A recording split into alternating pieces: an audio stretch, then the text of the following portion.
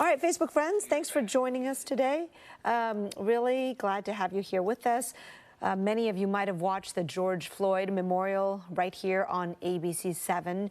It was touching, it was passionate. It's hard to watch the whole thing without feeling motivated to take action yourself after we get through the collective pain. So we're going to be talking with Pastor Jackie from Allen Temple Baptist Church in Oakland, and she's going to share her thoughts with us and offer us words of healing and comfort like she does to her parishioners, but also giving us like kind of a blueprint for moving forward. All right, so 30 seconds. You ready? No pressure. I know you do this all the time. You speak in front of... No pressure. We'll just roll with it. Roll with it. I'll touch we'll on see COVID. what happens. I want to touch on COVID at the end, Please, too. because we're a testing site. You know, we're a drive-through Yep. testing site. Yep. Cool. We are back in 10, 9, 8, 7, 6, 5 seconds, 4, 3. Today, we watched here on ABC7 the memorial service for George Floyd in Minneapolis. In his eulogy, Reverend Al Sharpton delivered a powerful message to the country. Good and gracious God, merciful Master, walk with us while we run this race. Speak to us as we lift our voice. Use our hands so that they do not become fists. Change our hearts so that our rage will shift to rehabilitation. All right, one of many voices you just heard there who spoke at the funeral or the memorial service attended by so many, from regular folks to Floyd's family to dignitaries. Now, a Bay Area pastor was watching and listening. Pastor Jackie Thompson, senior pastor at Allen Temple Baptist Church in Oakland. Pastor Jackie, thanks for joining us today.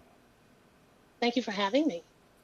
Which speaker and what was it that he or she said resonated with you most? Well, of course, we know Reverend Al Sharpton always was a very powerful and a very prophetic message. But honestly, I think I was most moved by the memories and the reflections of his family, the words of his brother, the words of his cousin. It was a poignant reminder that although George Floyd and his death has become symbolic and an icon for so many across the nation, and I dare say, that at the end of the day, what we lost was a human life that meant something, that had significance, a person that was loved and respected, a person for whom they were not criminalized in the eyes of others. And so I was really moved by the childhood reflections, particularly of his brothers, his cousins during that moment. Mm-hmm. I got to ask you, one moment that I thought was so raw was civil rights attorney who's representing the family, of course, Benjamin Crump, passionately naming many of the other black victims. And he said, what we are doing is helping America be America for all Americans. How do you think we can each do that? Well, I think one of the ways we can do it is by really being present in this moment. I personally have been pleased to see the diversity in the persons who have been protesting. In many ways, the death of George Floyd has created a storm. We have the COVID pandemic that we're dealing with, where African Americans have been disproportionately affected. We have 42 million people who are unemployed. And at a time where people really need each other and we're depending on one another, of kindness, we with a cold and callous and I dare say evil act. And so in many ways, we see all of our systems being strained and stressed with the reality that African Americans have lived with. So we see our government being stressed and we see our healthcare system being stressed. And this is just a reminder that we have a criminal justice system that still needs to be dealt with. And so I encourage everyone first just to see what I would call the image of God in each of us. Regardless of what you believe, we are image bearers. We are humans. The second thing I would encourage people to do is find out the local issues where they are, that there are challenges. We thank God for illuminating this issue, but right where we live, whether it's Oakland, no matter where in the Bay Area, there are justice issues that need to be addressed. And now we have an opportunity to lend our voice, to lend our resources, to lend our lenses that help make us better as a people.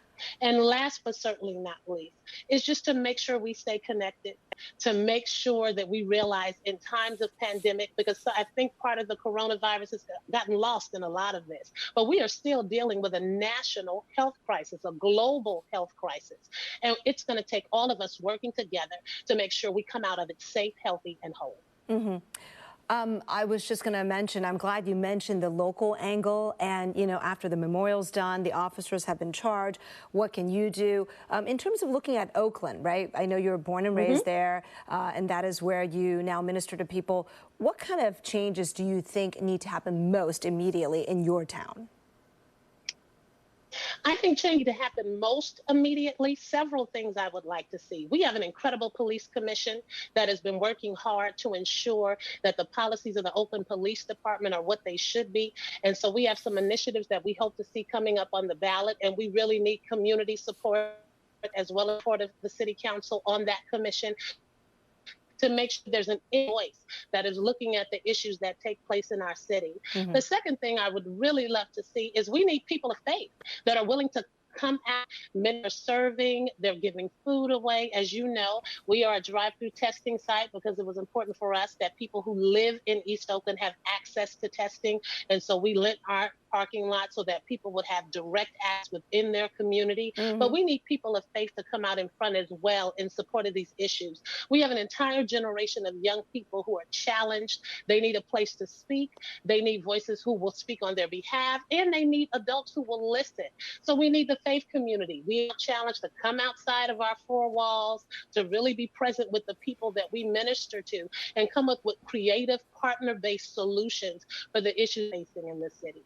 We know that it's going to be a hard time going forward, but it can't just be one entity. It can't just be the city of Oakland government. It has to be the faith community. It has to be those who are involved in politics. It has to be those who are actually residents of the city coming together with solutions that serve all of us. Coming together is a great point, and what we're going to end on. Pastor Jackie, thank you so much for joining us today. Best of luck to you.